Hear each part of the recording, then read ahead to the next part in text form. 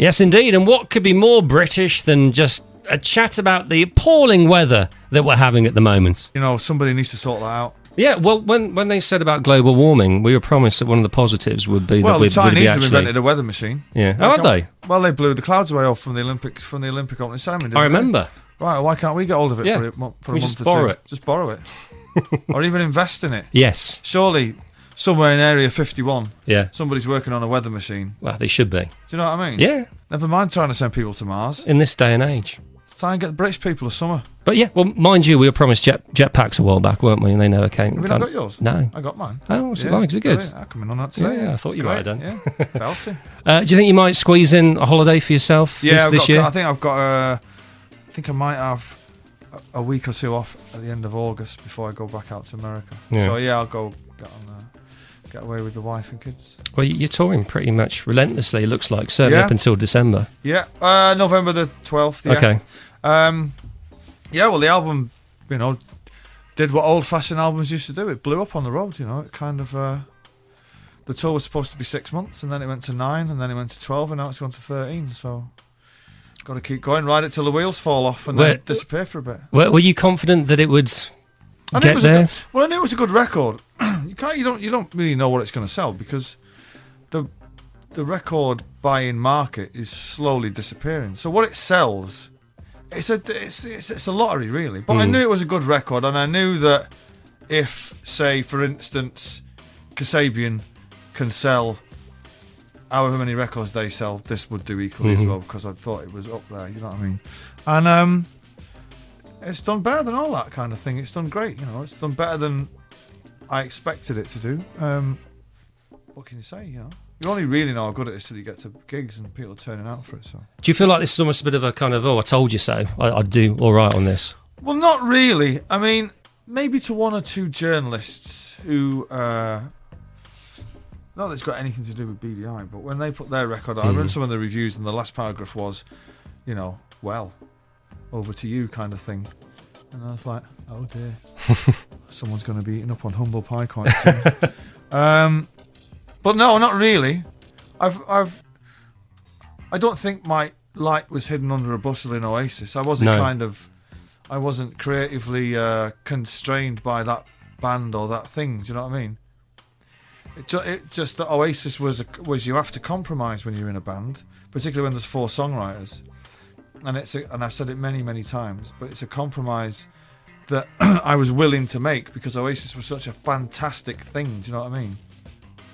And the more it went on, the more compromises I had to make. Really, everyone else wasn't making as many as I was. But now it's come to this, I don't have to. I can do whatever I want now.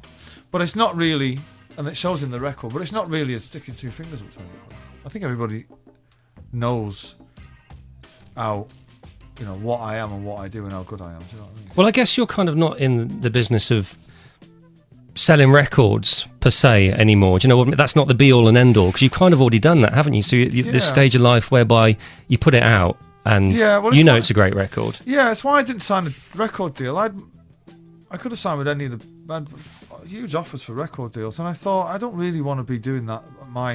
Because I want to be in a position where after this tour, I might not put a record out for 5 years. I'm not saying that that's what will happen, but if you're on a big record label, they're kind of constantly badgering you for stuff, and I'm at a stage where I'm just like, if I want to take 3 years off, I'll take 3 years off. So I kind of do it myself, and we're quite proud of that it was all self-financed and everything paid for up front, and which was a bit of a gamble, but it's all paid off. Do you think it's likely that you might take a bit of time off, perhaps after this tour? Yeah. Oh God, yeah. It's just a case of how much. Yeah. I'll be going away for a while. Yeah. I mean, I'm getting sick of myself really now. Do you know what I mean? I'm getting tired of reading stories about myself, and people saying, "Oh, I've seen this on YouTube," and that so Lord knows other people must be sick of the sight of me as well. So, but that was always the plan, was to just to blitz it and then disappear for a bit. I always enjoyed you on radio when I heard you do a couple of those specials you did with Russell, I think. Yeah, I'm Matt. Good. Yeah. Oh, I am great on the radio. Yeah, I've got the perfect face. Yeah, you and me both. Yeah. Well, I wasn't going to say that. Well, maybe you could come back to that or something along those lines. I don't mind. I've stood in for Dermot O'Leary on Radio 1 and things like that, and I've done bits with Russell and Matt Morgan. But it's not. They've been kind of, because they've been one-off things. You're not. It's not a job. Do you know what I mean? It's kind of a laugh going in and doing it. And I got to say, they've let me loose on Saturday afternoon live on the BBC, and it was great, and I enjoyed it. It was like doing a gig because you're live on air, and but it's not. I think if I had to do it every week, it would become a bit monotonous for me, And I do like time off doing nothing, There's nothing better than doing nothing. Seriously, I'm envious. Yeah, the most taxing thing you have to do. Well, that most taxing thing I'll have to do all of next year is go and watch the football. And that's it, but God damn it, I deserve it. It's the continuing saga of Sunday's conversation with Noel Gallagher that Laws had. Part 2. And some fans of Noel Gallagher and Oasis and whatnot, they sent in some questions as well, which I was able to pose to him, Keith. Okay, what do you got there?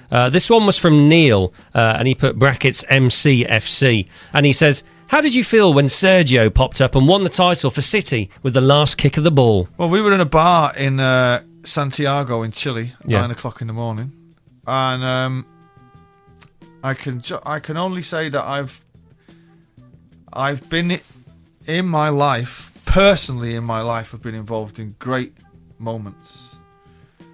Nebworth and becoming a millionaire and then a multi-millionaire, and then great personal things. I've got to say, great moments of joy, but I've never felt anything quite like gone from the despair to joy in a split second. And it was over, wasn't it? It wasn't going to happen. The maddest 5 minutes in English football history, and that usually means City are on the wrong end of it. Yeah, and for once we won it, and. I was quite overwhelmed by the experience, I've got to say, because I've been supporting that team for 40 years. And there's been a lot of lows, hasn't there? So I was there, York away on Friday night, Wycombe Wanderers, 1-1, 9,000 there, 8,700 of them City fans. Just dreadful times, but we've stuck by them, and that was the payoff. For all the guys who are in their mid-40s, that was it for us. These young City fans who are coming up now, where they start booing the team if City are not winning 2-0 at half-time against Arsenal, do you know what I mean? Yeah. We don't fancy being them. They're in for a rough ride. They are. For my generation, they never win another game now. I'm not interested. And it was made more beautiful by the fact that United had it. Yeah, you saw the images on TV of their fans. We were watching Spanish ESPN, so we didn't get the split screen thing. But we knew we had a computer, so we knew what was going on. There was joy and then there was tears. It was so good. It was great. And there's some great the fan reactions on YouTube. Have you seen that collage of people in their front rooms and that? It's amazing. Brilliant. Just a brilliant moment. I must say, I enjoyed the interview you did with Mario, with Balotelli, that was on Football Focus. That was a very strange day. Was it? Well, because my management company are notorious for giving you kind of the facts of what's about to happen today. Yeah. And what I got told was me and Mario were doing an interview with the BBC. So then I get into the room, and just before we watch some training, and then he comes out and he says, we're doing this interview, and I'm like, yeah, we're doing it in a minute. So he goes off to get changed. And then as he's coming in, the BBC presenter says, do you want to look through some of the questions? And I said, no, I'm not bothered about things like that. I don't do. So day 3 of my conversation with Mr. Noel Gallagher from Oasis, and of course Noel Gallagher's Flying Birds. Spoke to him on Sunday when he was here live at Kerrang, and what a lovely bloke. Yeah, and you guys had a good wild chat, and thus we were able to spread it out from what we started on Tuesday. We had part 2 yesterday, and towards the end of your chat yesterday, or that section of it, he was talking about how he's not really into his technology. In fact, he's a bit of a technophobe. I only got a computer 2 years ago, and I got it from the shop, and they showed me how to use it. I got it home. I got to say, they sold me this top of the range thing. They've seen me coming, that's for starters. Everyone else has got these little tiny computers, what they put in their pockets. I've got one that you can design the space program on. And the guy's going, oh, you need this. You do need that, yeah. So I flip up this thing and press the button, and on it comes. Yeah. And I don't know what I was expecting. I was expecting it to talk to me or something. And I was like to my wife going, so what do I do then? And she's like, well, what do you want? I was like, I don't want anything. It's like, what have you got a computer for? And I've realised that all I use it for is for buying music, reading the newspapers, shopping, and dispelling rumours about myself, and that's it. Yeah. Now, because I'm not social net, I mean, my wife does a bit of that kind of thing, and I think it's great. I've got to say that the people are connected all around the world, and grandparents can talk to their grandchildren in Australia. Yet I know a woman who's in the local Waitrose for me. She's grandkids are in New Zealand. You know, she sees them once every 10 years, but she Skypes them every night. That's fantastic. Great. Yeah. It's a fantastic thing. It draws people together.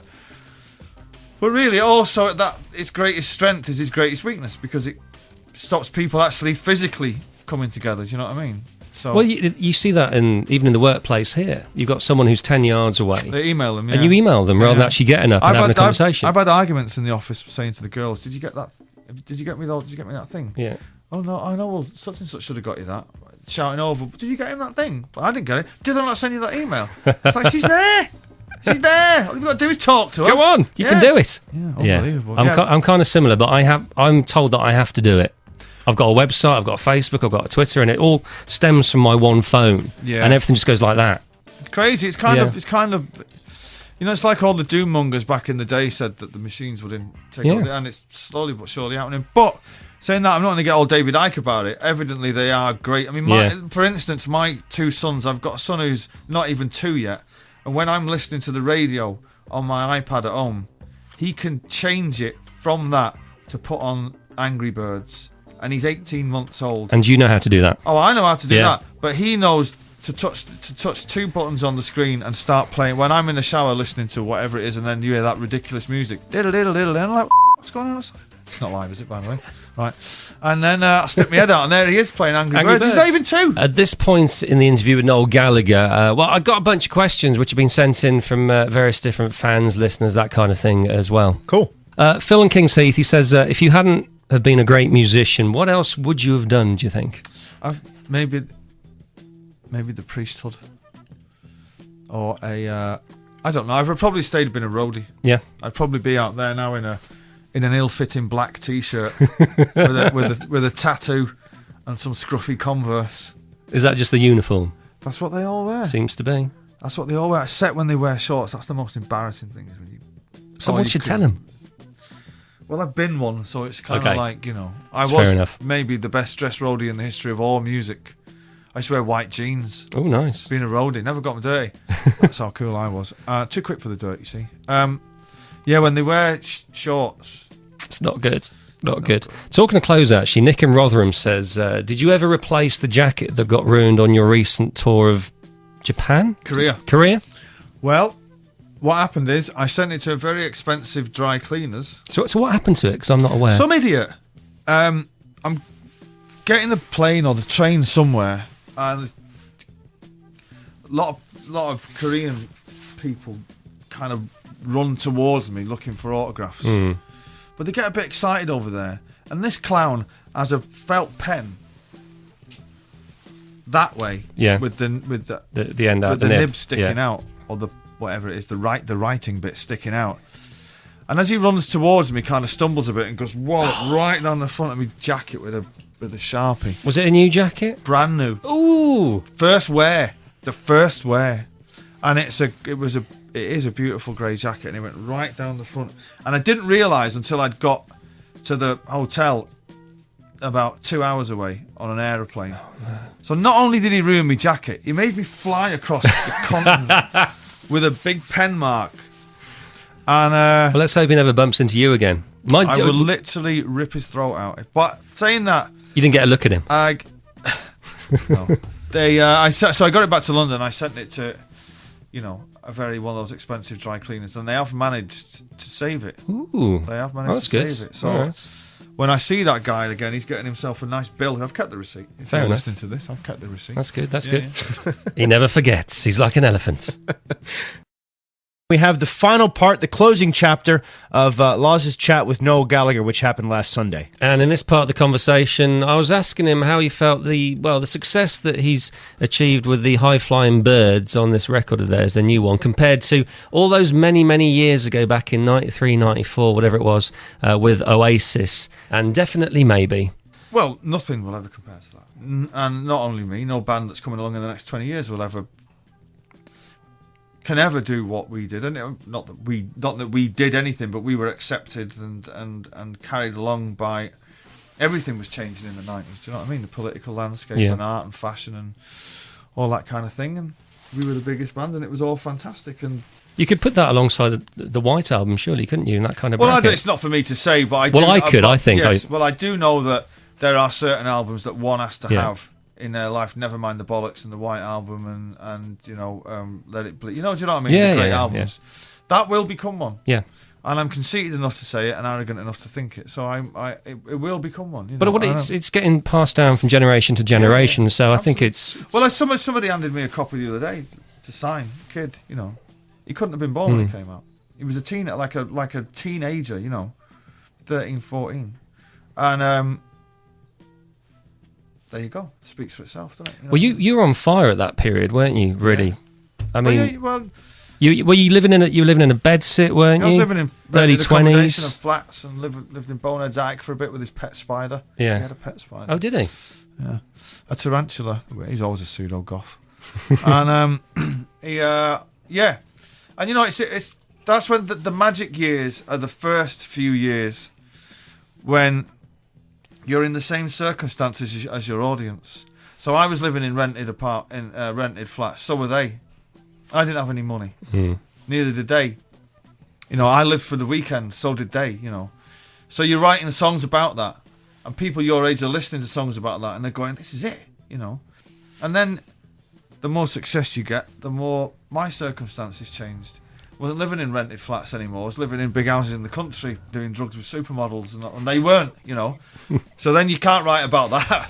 Or you'd write about that for a bit, and everybody buzzes off it, and they're like, "Wow, yeah, wow." But then you can't. So it becomes more difficult to write songs that people can relate to. It's more difficult to relate to your core audience, beginning audience, because they still have got 9-to-5 jobs, and you can't be a hypocrite and write songs or stories about the plight of the working man when you're sipping champagne at 8 a.m.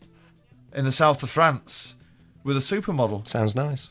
It's brilliant. But I guess you probably don't want to hear about it in song on your way to work at 8 o'clock in the morning, off to a job you don't particularly want to do. Read about the antics in the paper. That's great. They want to hear the lifestyle. You should never change your lifestyle, and that's what rock stardom is: the private jets and the pet chimps and the top hats and all that. If you change all that, it's just going to die. Well, rock stardom will die because nobody will make enough money anymore to be rock stars. You know what I mean? Everybody will just be a jobbing musician. But what I'm saying is why that album resonates with young people is it's written by a young person in the same circumstances, and each generation of youth will be handed to them by their older brothers, and they will connect with them because it speaks a certain kind of truth about the working class street culture. I'm afraid that's it. So we've come to the closing arguments between Law's guest and Noel Gallagher, which makes it sound like a face-off, but it really wasn't.